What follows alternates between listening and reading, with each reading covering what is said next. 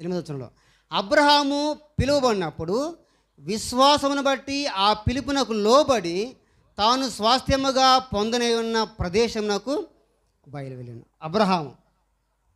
అబ్రహాము అనే పేరు చాలామంది పెట్టుకుంటారు. చూడండి, అబ్రహాం అనే పేరు చాలామంది పెట్టుకుంటారు. నాకు ఒక అబ్రహాంగా తెలుసు, జీపీ అబ్రహాం గారు, గేరా పీటర్ అబ్రహాం గారు. ఆయన మంచి దేవుని సేవకుడు. ఇదివరకు ఆయన కండక్టర్గా చేసేవాళ్ళు. ఆయన మంచి సేవకుడు. ఆయన రిటైర్ అయిన తర్వాత చాలా మంచిగా సేవ చేస్తున్నారు. ఆయన కూడా ఇక్కడికి వచ్చారు, మనకు తెలుసు. ఆయన మంచి సేవకుడు. అబ్రహాము ఎలాంటి వాడంటే దేవునికి సమస్తము తెలుసు. ఆయనకి మరుగైనది ఏది కూడా లేదు. కాబట్టి నన్ను పిలిచినవాడు నమ్మదగినవాడు, గొప్ప దేవుడు అని భావించి దేవుడు పిలిచిన వెంటనే ఏమీ మారు మాట్లాడకుండా దేవుని వెనకాల పరిగెత్తుకుంటూ వెళ్ళిపోయాడు. ఇంకేం మాట్లాడాల, నీ స్థలా